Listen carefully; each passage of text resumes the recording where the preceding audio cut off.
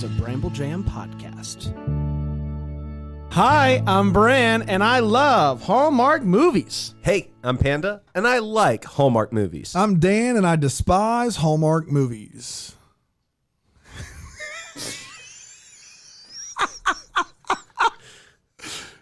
Anytime you're ready, Paul.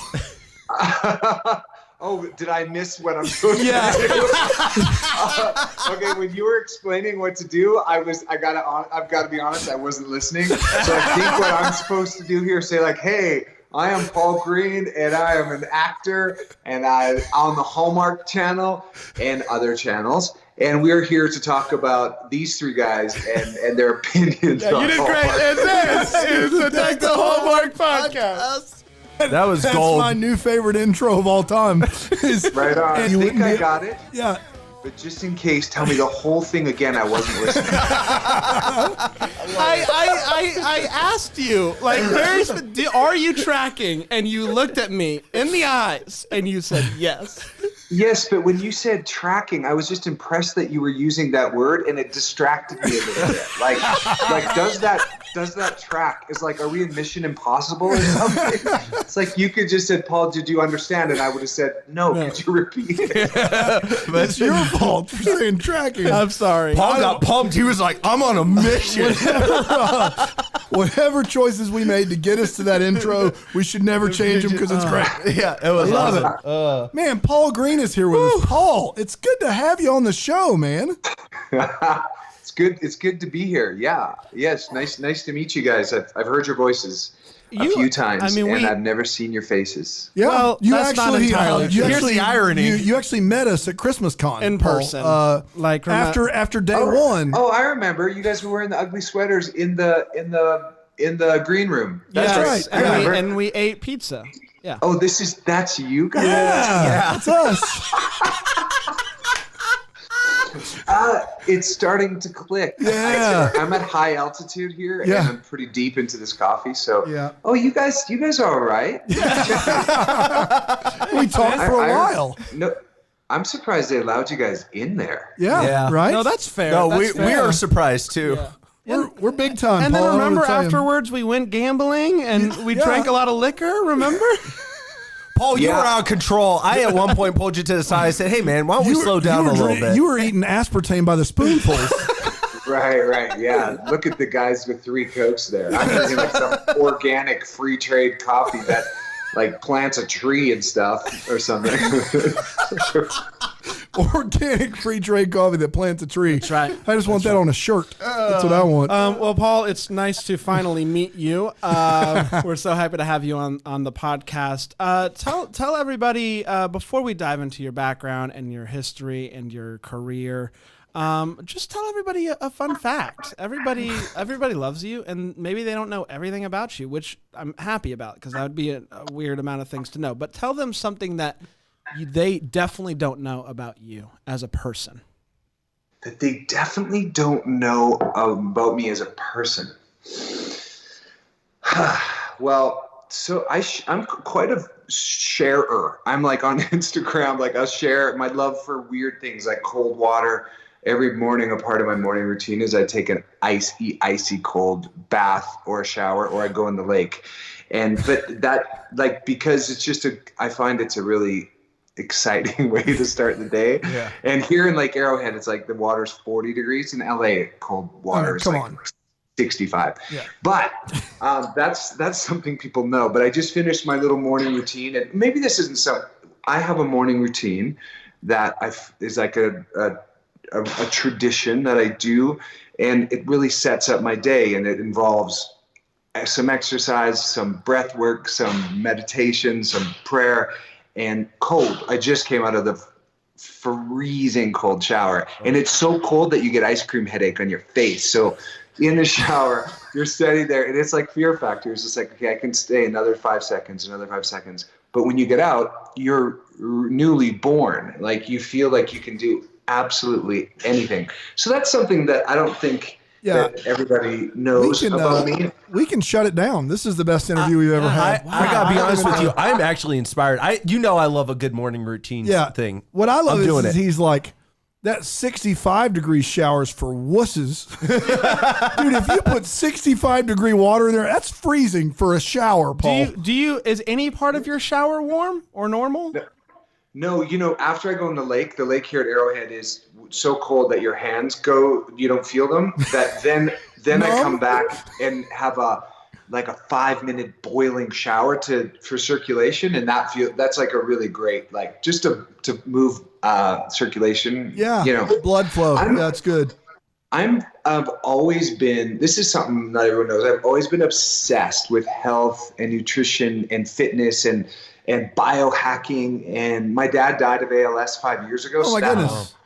So that took the detox, understanding what causes the body to go to turn against itself, all these things that I'd always been really into it. But when my dad got sick, things got real fast, and just I really love learning and studying about how the body works and how to be the most highly functioning 100-year-old. Like, that's my goal, is when I'm 100 to be able to do deep bends and pick up my great grandkids and to be able to go in the lake and swim. Like, that's at 100, I want to be living my best life, not just like sitting in a chair getting by. Well, now, you told us this before we started. You're 97 right now, and you look amazing, well, Paul. That's something not everyone knows. I lie about my age. On the interweb, I lie and say I'm in my 40s, but I'm truly 97. That's right. Yeah. 3 more good years, and I'm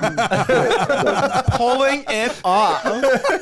Paul, we do kind of do a little bit of an inside the actor studio here, although after listening to you, I don't know when you have time to act with all this other like enjoyment of nature that you have going on. Like, you literally sounds like the fullest life of nature, which is wonderful. But we do a little bit of a deep dive. We want hear a little bit about your background, where you're from, kind of what kind of kid you were, and what got you into acting, just as Cliff Notes a version or as deep a version as you want to give us. Well, yeah. I was always in a lot of trouble when I was young. Like, I had more energy than one kid should have, and I really put my mom through a lot. I grew up in the church, which was, a tough place for a kid like me to sit still, but it was like torture to sit in church for me. I'd have to sit on my hands. Like, I was that kid.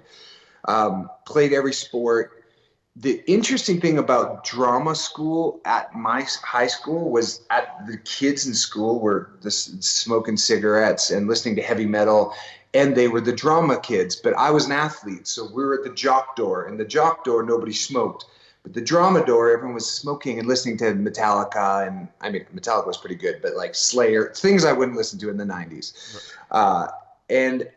So for me to go to drama, I had to sneak in because all of my athlete friends, nobody would associate with them. So I would play sports, and I wouldn't tell any of my athlete friends that I was taking drama, and I would like sneak in, do drama, and I knew I liked it because it was risky. Like, acting felt scary, and I loved that type of thing, like pushing myself and challenging, and even at that age to do things that were scary. And I had a really great drama teacher in church named Arden Sorensen, who put me in a few plays and at camp in a few plays. But it wasn't until I saw Bloodsport, Jean-Claude Van Damme, that's right. And I wasn't allowed to watch those kind of movies. Me either, Paul. Right. Yeah. And I wasn't allowed to listen to rock and roll unless it was U2, because the Joshua Tree album I convinced my mom that it was like a Christian album because it said Joshua Tree, and I turned it over. I was like, look, it's like where the streets have no name and all these things. And it turns out, those guys had a really interesting walk with God at the beginning of their careers anyway. But I snuck to my friend's place and watched Bloodsport and Purple Rain on the same weekend. And I was so inspired for martial arts that I got instantly into martial arts, stopped eating sugar, and doing 1,000 crunches at night, like so I could have abs like Jean-Claude Van Damme. And I was a goaltender, so I was like, I could probably do the splits like Jean-Claude, and I kept working on all that. And as soon as I was 16, like the day I got my car, I drove myself to Edmonton, which is the nearest city in northern Alberta where there was an acting school. And I was in a school for film and television then at 16. Wow. But as soon as I got to college on a volleyball scholarship, somebody found me for modeling, and Kelly Strite, who's a really great agent. And he sent me around the world, lived in every city of Milan, Paris, New York, London, Tokyo, Hamburg, Athens. And along the way, I was doing TV commercials, and I knew I wanted to act, but modeling was paying really well. And acting was this world I didn't really know other than commercials. But I eventually found my way to Miami, and an agent saw me and said, come to New York and act with Innovative Artists, is a big agency there. So I made my way to New York and started studying with the greats there, Stella Adler, Uta Hagen, and a woman named Susan Batson at Black Nexus. But I was so busy with modeling that I could only do commercials. I wasn't doing films or TVs.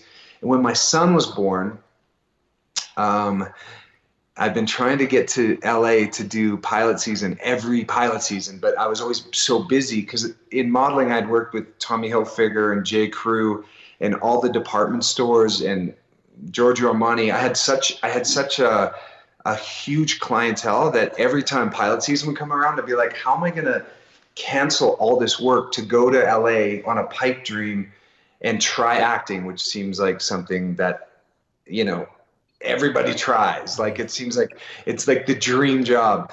But my son was born in New York City 16 years ago. And I watched the Twin Towers fall in New York City, like wow. With my eyes.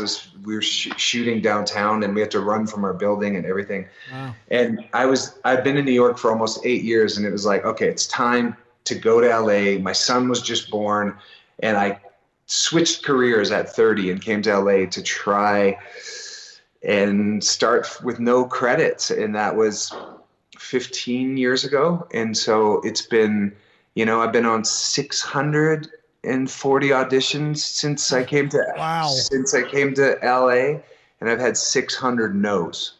Wow. Let me ask you this. I have so many questions because you covered a lot of ground there. First of all, growing up, how you grew up, when you decided to leave and go to acting school and travel the world, how did mom and dad take that? Surprisingly, really well. Awesome. Is this fan incredibly distracting? Should I move the thing a little bit out? I think we're good. Yeah, that's fine. Yeah. Unless it's distracting to you, and then you do what you want. Well, yeah, I think the sun we've got this really cool window here in this cabin, and the sun is doing what the sun does. Actually, we're doing what we're doing. Yeah. Science. You ever thought about directing, Paul? What? You ever thought about directing? Yeah. Yeah. I bet you'd be good at it. Sorry? I bet you'd be good at it. You're thinking through the light and everything already. We're just, streaming you in. Yeah, I just finished a short that we shot in Paris. Wow. About this woman who loves Jim Morrison, and we ended up shooting a lot at his grave. Wow. Oh my goodness. Yeah. Eventually, I mean, I'd like to direct one of these Hallmark movies someday. I think that would be. So back to your parents. I do want to hear about that. Your parents, they took it really well, actually. Surprisingly, I mean, I had a stealing problem in high school, and I had a really amazing volleyball coach named Larry Ethier, who recently passed away. And he said to me that, tell your parents that you're stealing and you'll have a great relationship with them. Because I was such a rough kind of high school, just I had a hard time finding my way a little bit.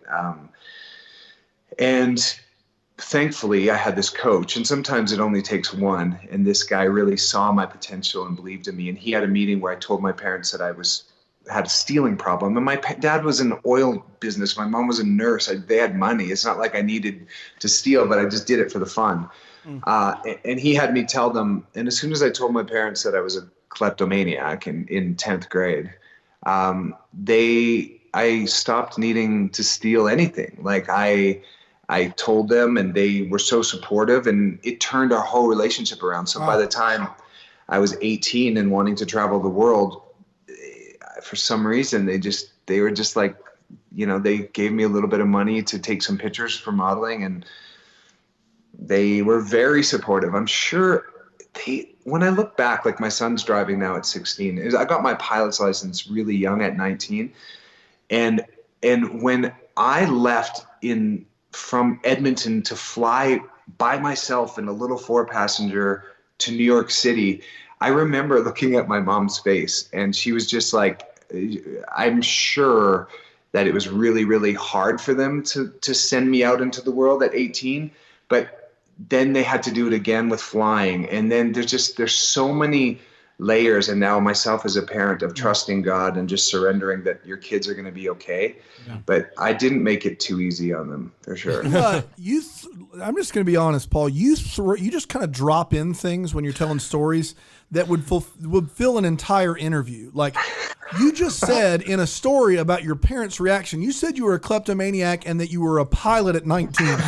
And those were not the points. He is the most interesting man in the world. You're the Dos Equis guy. Like, yeah, you are the most interesting man in the world. He doesn't attend interviews. Interviews attend him. Like he doesn't like. That's absurd, man. Like, how am I supposed to I had questions about auditions. I want to dive into kleptomania and piloting at 19, and we just don't have the time. That's ridiculous. Right. I've lived a really exciting life that that hasn't had has had its share of challenges for sure, but I really feel like those are what's made it. Well, you're still stealing stuff because you stole our hearts. Oh my gosh! Oh, stop it! Get out of here! Get out of here! I want to know quickly before we continue on. We all also grew up in a Christian home where we were only able to listen to Christian music. What were you listening to early? Like, give me that. We still go back. Like we talk about. Give me some Petra, Paul. Yeah. Tell me you had some Petra going on. Oh, where the rock cries out? Yes. Yes. Petra? Okay, no, you guys are gonna like this. Russ Taff. Okay. Yeah. I know about Russ. I think I'm older than you guys though. Russ Taff was like the most authentic bluesy sounding guy. I couldn't believe him.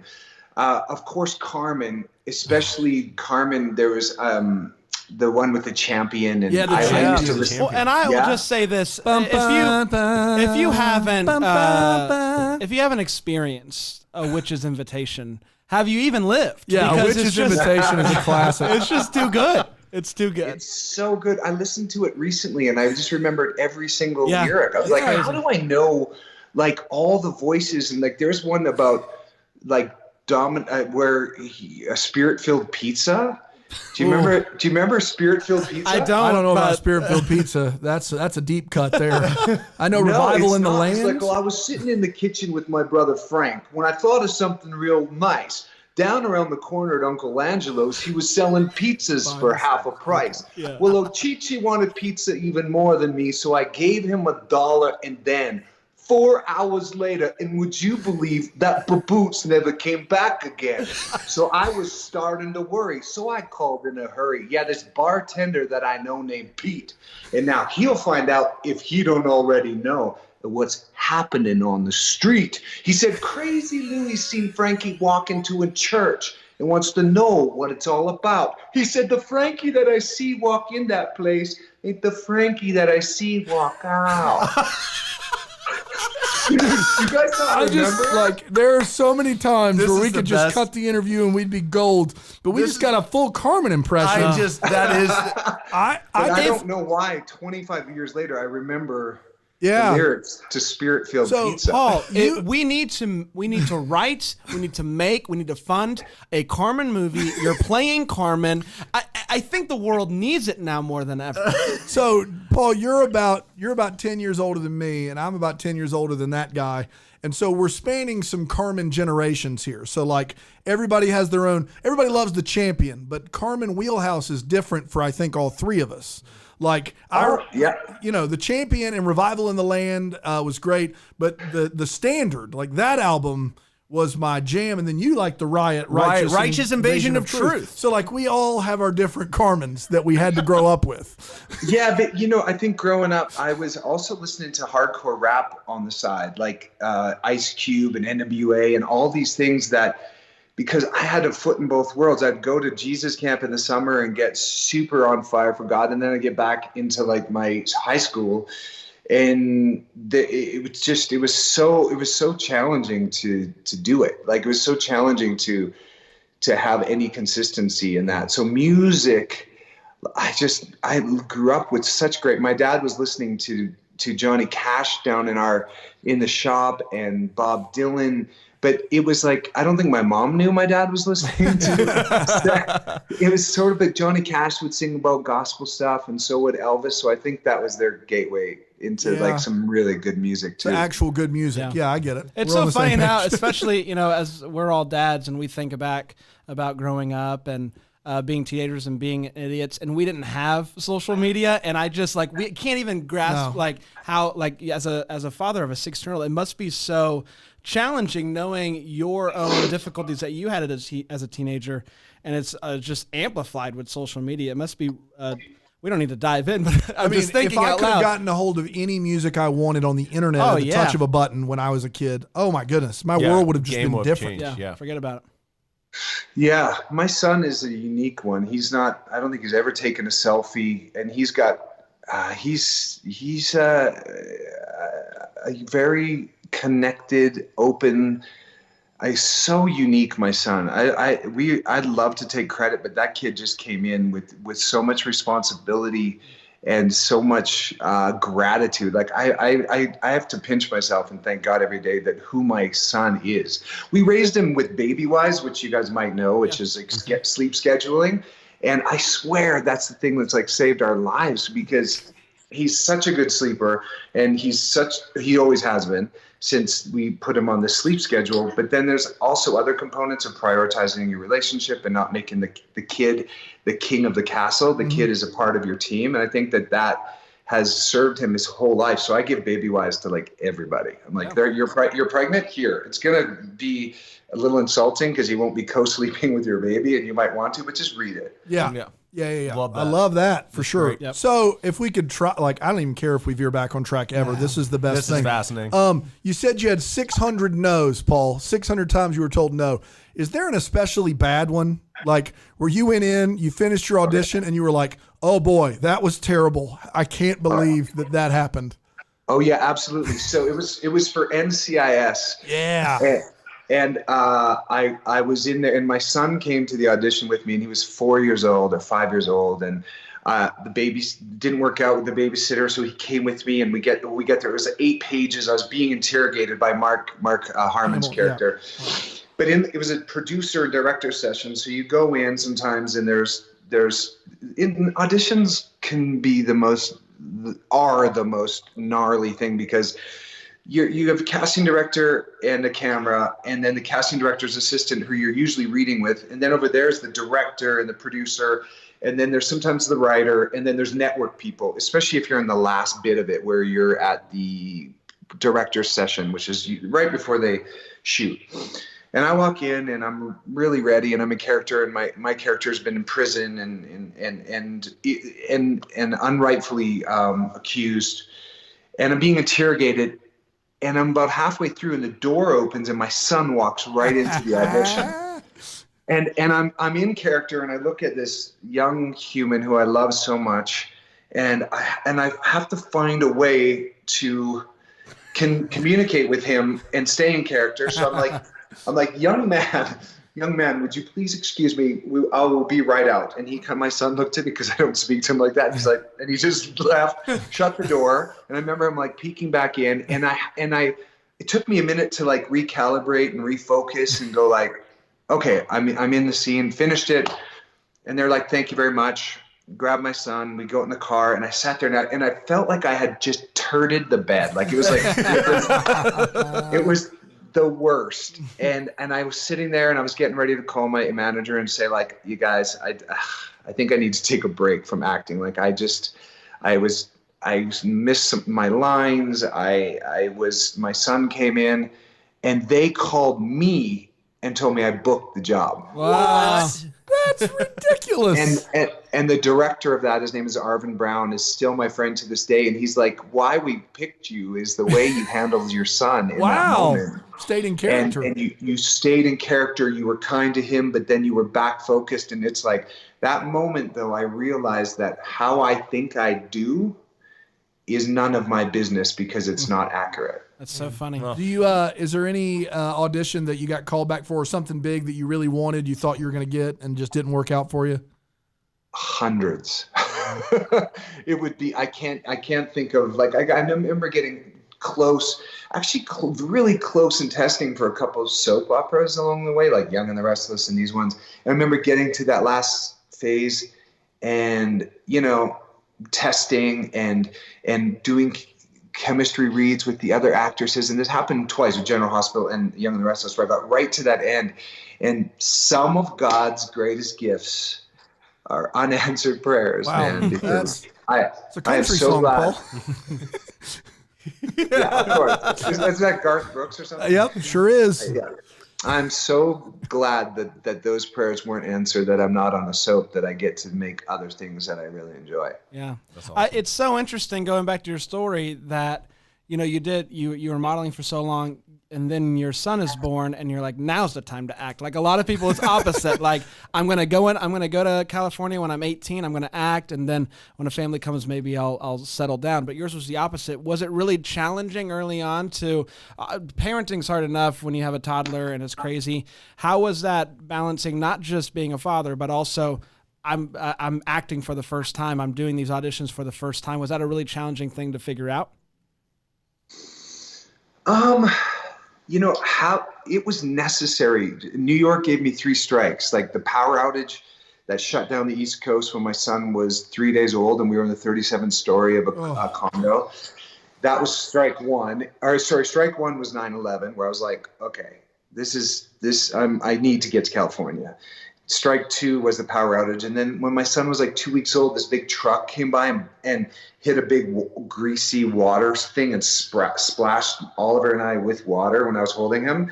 And in that moment, I was like, that's it. I'm going to sell, because I had bought some investment property in Jersey City. And the thing, I read a book when I was young called The Richest Man in Babylon, which got me saving 10% and tithing 10%. Like, earlier, my dad had really instilled tithing with me when I was 16, but at 19, I got The Richest Man in Babylon, which is a finance book, but it's told in a parable, and is one of the books I recommend the most. And it got me saving 10% of my money and continued tithing 10%. And so I was able to invest quite young in real estate because of not just my dad's, the principle of tithing, but also the principle of saving. And so we put those 2 properties for sale in New York and in New Jersey and moved out to LA, and with no credits, and I left Target and Saks and Macy's and Bloomingdale's and J. Crew and Tommy Hilfiger in New York. And I was like, guys, I'm done. After 15 years working with, I had J. Crew and Tommy Hilfiger, my client, for 12 years. Wow. And I left and said, I'm going to go try this acting thing because my heart isn't in this. Like I standing there having my picture taken, it was great money and great traveling, and good to invest in other things, but it was a means to an end. And I wanted a career that was meaningful in its entirety, not just like a way to make money.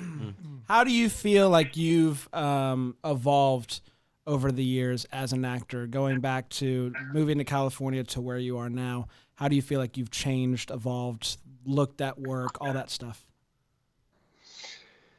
At the beginning, I was making it about me a lot and looking good or avoiding looking bad or trying to prove that I'm talented. And now I feel the evolution and the maturity of putting in the thousands of hours.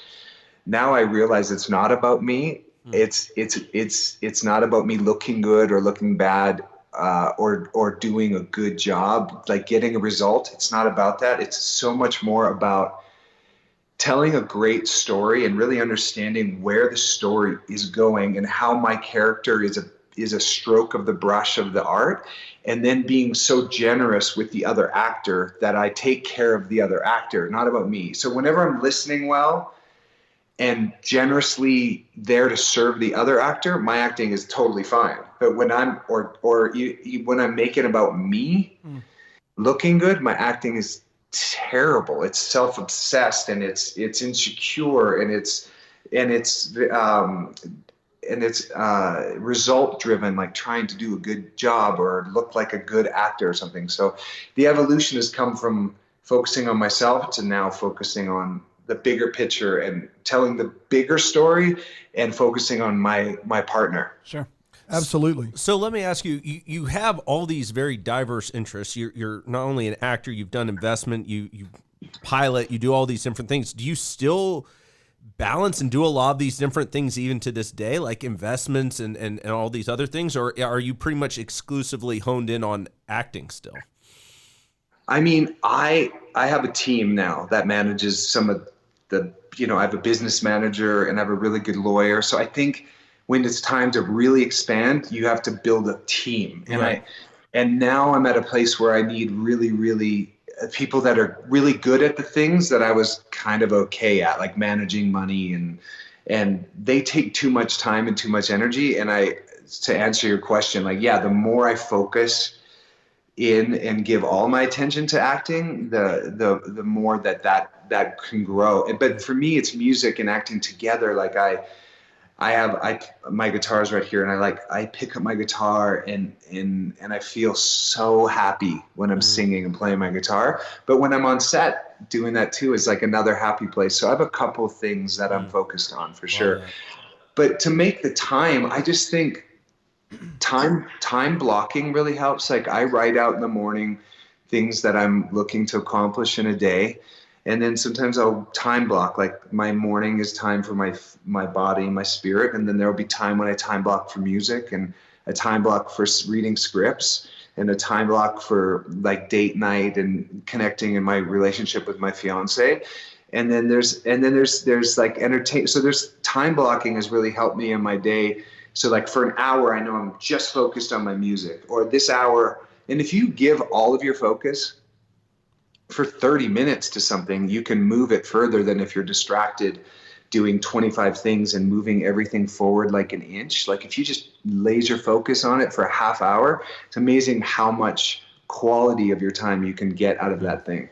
Yeah. Yeah. So, Paul, this has all been super duper fascinating. And usually we try to wind the road to Hallmark at some point, which, you've got things to do. I do have one other, your filmography on IMDb is a classic who's who of taking a bunch of auditions and doing whatever comes your way. You got to be on an episode of The Newsroom. What was it like being on a Sorkin set, and was it any different than being on any other procedural? That just fascinates me a little bit. Yeah, Aaron Sorkin obviously is an incredible writer, and I've had the chance to work with him and David E. Kelley, who are very similar, where their commas and their periods are very important. And like when those guys write, you actually have to know everything what they said. Some sets you memorize, you get the broad strokes, and you're allowed to play a bit. But with Sorkin, his writing is very intentional. And then in The Newsroom, Olivia Munn is an actress on there, and I was in acting school with her, and they were trying to find my role. And late night, she saw a commercial I was on, and she remembered our time in school. And I still had to go in and audition for it, but I had a bit of an in through knowing Olivia, and it was great. I mean, it was at that level though. Like there's a level of professionalism and there's a level of effectiveness that those sets are. And they're such well-oiled machines that they all run really well. Like When Calls the Heart, the series I'm on Hallmark, I mean, we're the most coveted set because they're like 10, 11-hour days and it's like family hours. Like people are home in time to be with their families. And it's, I think, procedural television or television even like that I'm on now, it's people are good at what they do, and so it's such a well-oiled machine. And I didn't get to meet Aaron, he wasn't on set that day, but it was pretty cool. I loved the show. Yeah, show's fun. It's a fun time. Yeah. I like those kind of fast-paced, really witty, really smart shows like West Wing and those ones. I think When Calls the Heart. Yeah, I think Sorkin is a natural transition to Hallmark movies because they're so similar. So let's talk about Hallmark. Sure. How you your road led you to Hallmark. How did it all happen? How'd the relationship begin? I was on a series called Bitten, which was on the Sci-Fi Channel in the States and on Space in Canada. And it's like a werewolf drama. And my character was the only human. And Bart Fisher, who is an executive at Hallmark, watched my character arc on this. I was on the first season of Bitten. And he offered me my first movie with Danica McKellar, who was Winnie Cooper, remember? Oh, Yeah. we know Winnie Cooper. We know. Yeah. Yeah. She called Perfect Match, and that was with Ron Oliver, who's a really amazing director. We're big Ron Oliver guys. He's been on the podcast several times. He's our favorite director, just FYI. He's my favorite. Ron, I don't know if he told you, but he like raised Ryan Gosling for several years. Did you know that? He mentioned something about Ryan Gosling. He didn't say he raised him. All right, we're gonna need to dive into that. That's We'll get back to Ron. Because Ryan's mom, they're from the same part of Ontario, and Ryan's mom was going through a challenge, and Ryan, for I think 13 years old to maybe 15, he helped raise him, and Ron really took me under his wing, and Ron, when I got on Ron's set, he's like, "You're my everyman. I've been looking for you, Paul." And then he gave me like every Cary Grant movie and said, "Study Cary Grant, study the way Cary Grant enters a room and the way he moves." And Ron introduced me to film noir, which I hadn't known. And as soon as I finished the movie with Danica, I went back to LA and I got a phone call. And a week later, Ron offered me another movie with Candace Cameron called Christmas Detour. Yep. Mm-hmm. Yeah. We're familiar. Yeah. And so Ron and Bart and Danica and Candace were like my beginning into the Hallmark world. And then it's a pretty good beginning. You started off with three of the heaviest hitters in the Hallmark universe. I mean, Danica, Candace, and Ron Oliver. I mean, that's big time, man. Yeah, it really is. And then they offered me a movie with Erica Christensen, who I loved from Parenthood. You remember? Yeah. Mm-hmm. Oh, yeah. And that was called Anything for Love, and it was really zany, and I was a male nurse, and I really loved that one. I really enjoyed doing that. I'm sorry. I was going to ask you, I count, and I could be wrong, aside from When Calls the Heart, I count 8 Hallmark movies on your IMDb page. That could be wrong. Most memorable or favorite experience of those 8? Pick one. I know they're all your babies. Pick one. Most memorable. It's it has to be tied up in how Ron Oliver helped me corner my niche in like find sort of who I was. It's around working. Favorite moment is just being seen by someone like Ron Oliver in a way that helped me really carve a path for myself. And it's like, and in the amount of pleasure and the amount of fun that I've had and success really, but it's helping to define, it's tough to define who you are sometimes and to really powerfully choose a direction. And I think Ron Oliver and those first couple movies really helped me define who I am in this Hallmark kind of world.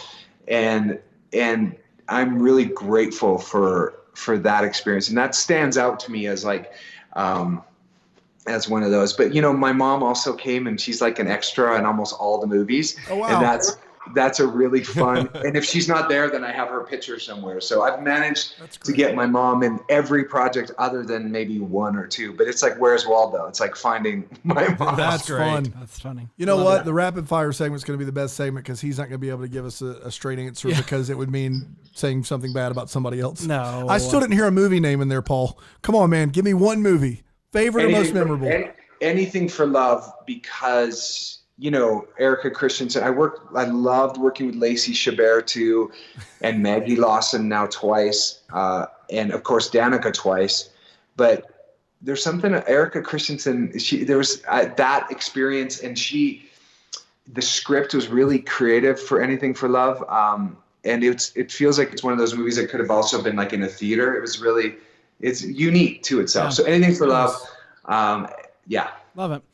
You're also on When Calls the Heart, which we're all big fans. The Hardys love us. We always watch it every time it's on. You guys, you've only seen the Christmas. I don't even want to talk to you guys about When Calls the Heart because all you've seen is the Christmas movie, which so there's no character development. Like I don't know how you can comment on something without. We character can't. development. We can't. We have no. Can I ask you one When Calls the Heart question since you're taking that Hardy's high road there? Can I ask you one question? It has nothing to do with the plot of the show at all. Just one.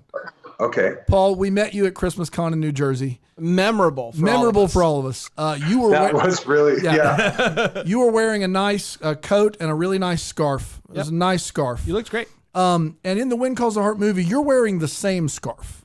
I would be willing to bet money on it, and I want to know if that's accurate or not. In the When Calls the Heart movie this year, the scarf that you're wearing when you show up, it looks identical to the one you were wearing at Christmas Con. I just want to make sure I can confirm. And what year was that scarf made? You were wearing the scarf that you wore to Christmas Con in the actual show. Please tell me that I'm right. You're wrong. Oh, he's a multi-scarfer. No, it's got to be the same scarf.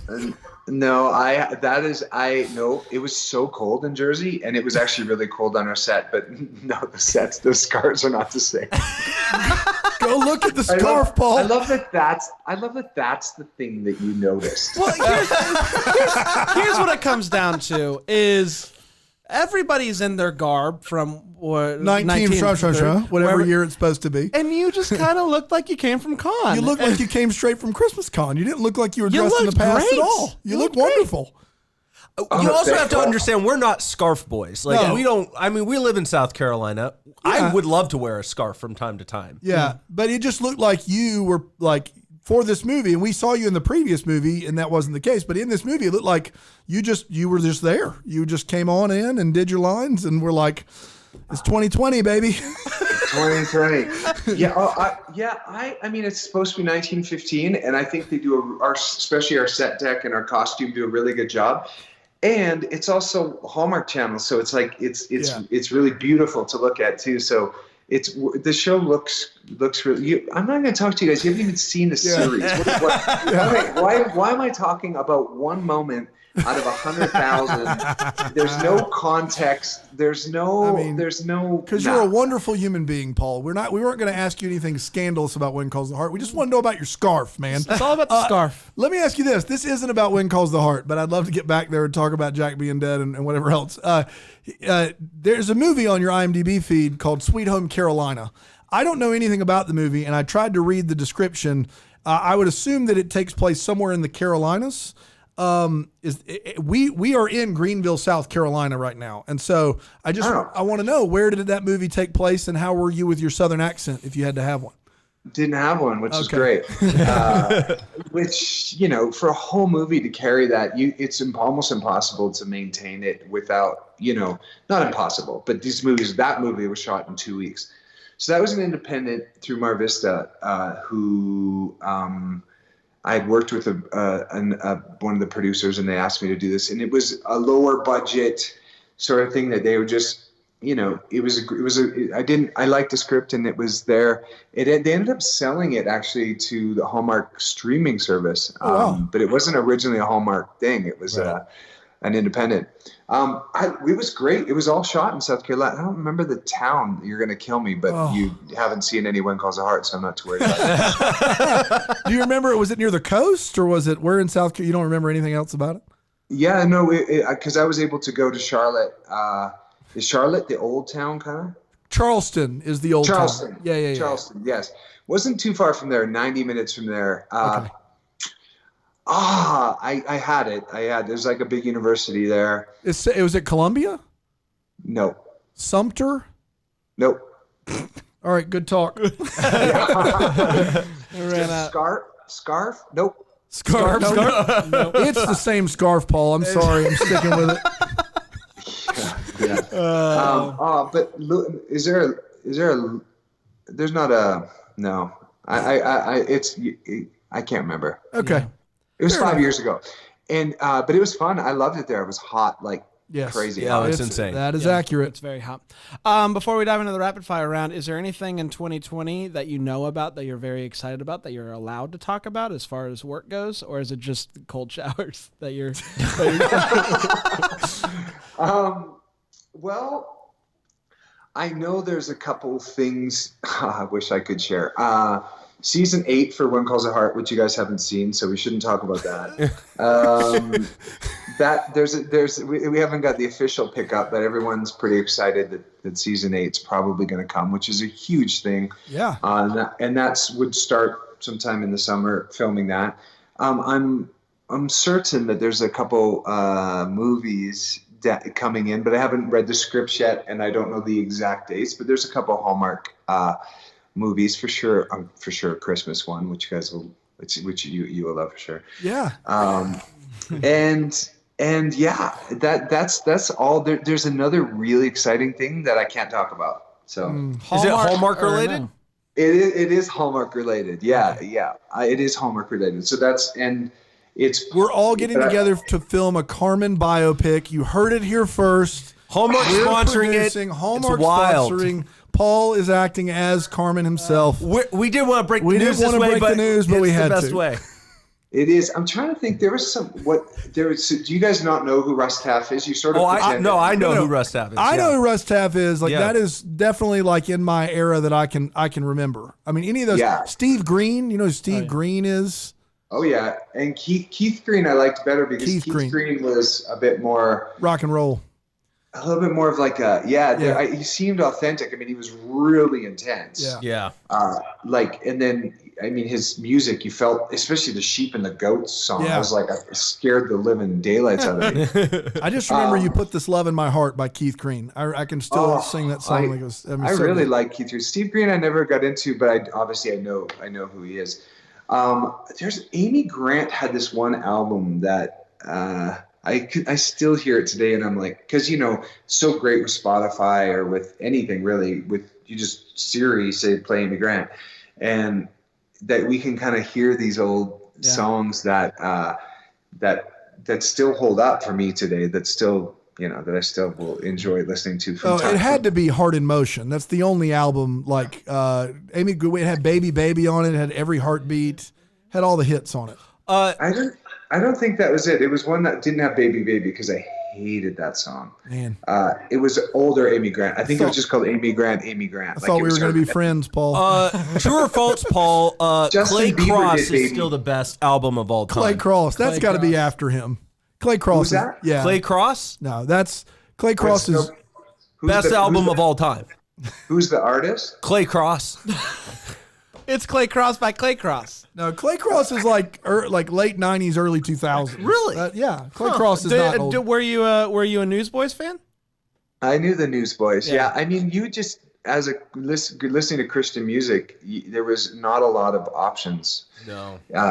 Especially when you would compare what you'd hear on the radio, Right. and you'd hear Nirvana on the radio, and then you would hear something that you were I wasn't a huge Newsboys fan, but I know who they are for sure. That's what I think. Yeah, go ahead. Kevin Prosh was like a worship guy that I liked for quite a while. I don't know if you know him. I don't know him. Can't say I've heard of him. I know Russ Taff though. Don't worry. Russ Taff, Clay Cross. I saw Petra live in concert. Yeah. I've several times. I saw Stryper. Stryper with Michael Sweet. To hell with the devil. To yeah. hell with the devil. Yes. Amen. That's the best line ever, because Christians they felt like They could couldn't say hell. Yeah. They can't say to hell with you, but you could say to hell with To hell with the devil. If there's anybody who's hellbound, it's the to devil. hell with the devil. Yeah. Yes. I want you to do me a favor. Next year, you're playing a show at Christmas Con or something. If you come back, I want you to sneak into Hell with the Devil Somewhere on acoustic. in your set. Okay. Yeah, that's what I Yeah. want. Did you guys come to my concert at the last thing? About that, no, we didn't. we did not. No, we we did were not. at a movie. Yeah. We went to the movie. All right, well. Look at the time. If it wasn't like a leave and come back situation, we would Yeah, have. because but we it were was done, like- and then there was like 2 hours to kill, and we didn't want to come all the way back over to the thing. So Oh yeah. No. You guys would have liked it though. I played It Is Well with My Soul. I played a bunch of like kind of old school hymns because I knew the Hardys would really like it, mixed with some stuff from my album. And it was a really great. We're doing it again in Los Angeles. That's news. I don't know if they've announced it. I don't know yet, if they've but announced it either. I was going to assume that you were going to be out there, but you heard it here first. This just in. Yeah, that's happening. And I mean, we're not official yet. Yeah, but we're probably going to be out there too. And we're hanging this time. It's not just a green room hang. Yeah, and you will remember us. And you will remember it. Yeah. We're going to do a podcast where we break down each Carmen song off of one album individually. You got that kind of time, Paul. Remember, be in the moment with us. He's time blocking hours for us. I can tell you that. That's right. From 9 to 10, it's Carmen. My schedule and time blocking when you guys come. We'll time block some good hang time, especially to talk about Carmen. Yeah, amen. Love it. We're ready for it. Let's dive into the rapid fire round. It's when we each get to ask you 3 questions. You have to answer it as quickly as you can. Dan, will you kick us off? I sure can. What's the best meal you've ever eaten in L.A.? Whoa! Oh my God, sushi. What? Sushi at Nobu in Malibu. Masahisa Nobu. Okay. He won the Iron Chef. Yeah. Best book you've recently read? Well,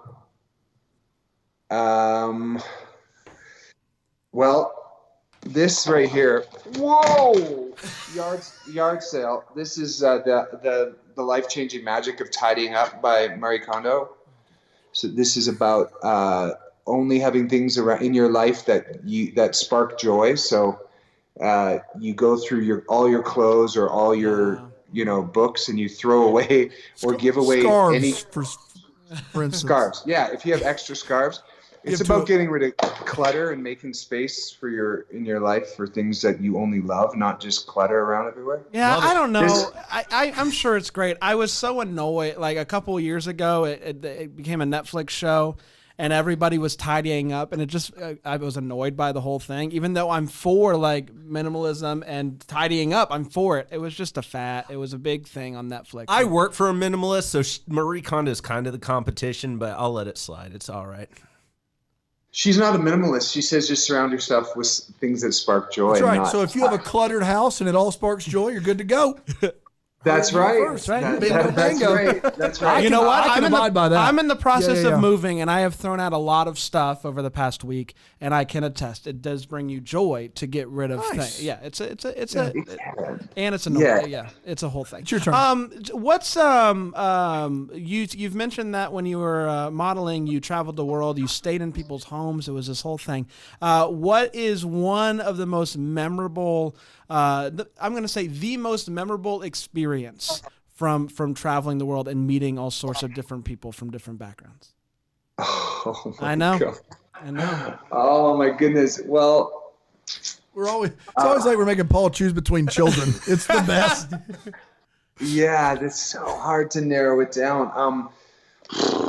I was always living with different families. Like the option was live in a model's apartment where they're doing a bunch of drugs and everyone's sleeping with each other, or find a family that kind of was in that city and they rarely spoke English. So I would live with an Italian family or a French family or a Filipino family. And what was cool about that is learning how to cook. So the most memorable from all of that is I learned how to cook really like fish heads and rice from the Filipino family, and the secret to a good tomato sauce from an Italian family. So living in there and learning their language, because I would put myself in language school. Even in Japan, I was learning Japanese so that I would embrace the culture rather than just be with American models, partying, spending my money. It was a real education. Like I did go to college, but I left college really early. But the amount of learning from these families, and it was like I put God first in that, for that, like incredibly, would have been in my 19 through all my 20s. It could have been really rough out there in the world on my, like if I would have probably been swallowed up by, there's so many things going on in fashion, but just I think the experience of the food and the culture and the language of putting God first allowed me so many unique experiences that have been a foundation for my life right now. For sure. Not a rapid fire question. How many languages, not necessarily fluent, but would you say that you're competent in, like that you can understand right now? 3. Okay. Quite handy with Italian. When I'm in the countries, it all comes back. And French, I'm fairly good at. Japanese, I remember of a lot of Japanese. Wow. Wow. Yeah. This guy. Cool. Awesome. All right. Well, who's your dream director to work for?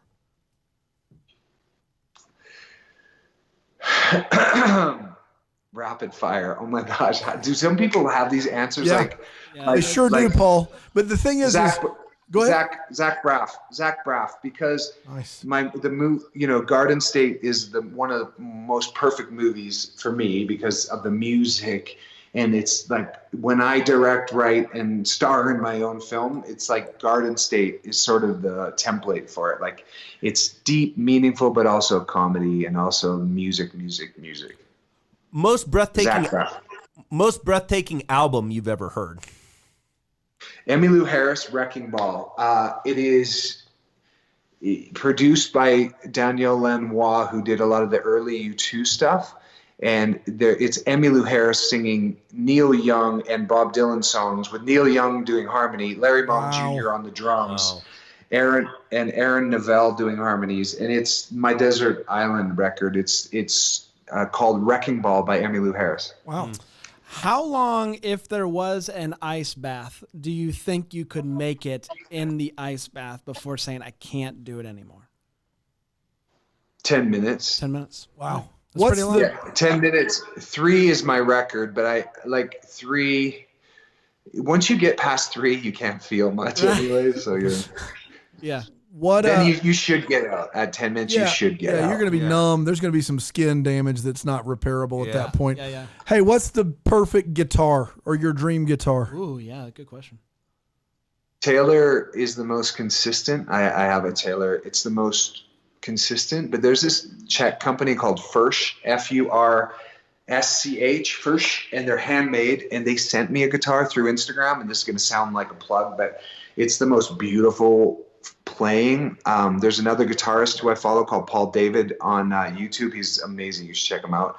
He did a review of this guitar, and I reached out to the company and said, I'm singing at Carnegie Hall, and I'm doing this Hallmark Christmas concert where I could use your guitar, and I'm doing a telethon in Vancouver next week where millions of people will see your guitar. So they sent me this $3,500 guitar that's just so incredible to play. So it's a dream to play. Mm-hmm. And my Taylor that I've had for 12 years that's beat up and almost has a Willie Nelson hole in it, that's my, like, I sleep with that. That thing lays like a cross. But the other one's a concert performing one. Wow. Gotcha. Great answer. We come visit you for a few hours. What are you doing to entertain us? Where are you taking us, Paul? Yeah. Well, first off, I'm not your monkey, so I'm not going to entertain you. we're gonna entertain each other, and you come to. It'll be a bit of everything. I would take you probably on a hike up Topanga to these caves that I've actually slept in up there. That if you slip, it's 300 feet down. Holy but it's incredible. So we're going on a hike. We're gonna go for some good sushi at Nobu, and then probably at the beach. We'll hang out at the beach and talk about our feelings in a circle. I gotta be honest. Aside from the feelings thing, I'm out on all of that. You're out. The heights, I'm out. Sushi, hate it. Beach, not a fan. Love sushi. But I can talk about my feelings. Let's go Nobu Sushi. I'm there. I think you're grossly overestimating our ability to entertain you as well. We're a blast. Like, we're pretty fun. You guys are quite entertaining. Not everyone I can throw Carmen weird Carmen lines back and forth with. Yeah. We'll always have Carmen, Paul. Always have Carmen. Panda likes this question, but I think it's going to be really good coming from you. Road trip, 3 artists. Any 3 artists that you can bring along with you. What are those 3 artists? It's a road trip across the country. Singing, so there's no You're music. Just singing. You're just singing. Whatever back and comes forth. on the radio. 3 But artists. 3 to take artists. with you. Who are you bringing with you? That's easy. Neil Young, Johnny Cash, and Bob Dylan. Wow. There you go. Man, I love it. Nailed it. I love it. Paul, you are a gentleman and a scholar, sir. Thank you for giving of your time and energy, and you blocked some time off for us. God bless you. You make us want to watch When Calls the Heart. No, not me per se, but you do. I do want to watch because I hear that the audio dubbing is phenomenal on When Calls the Heart. It really is.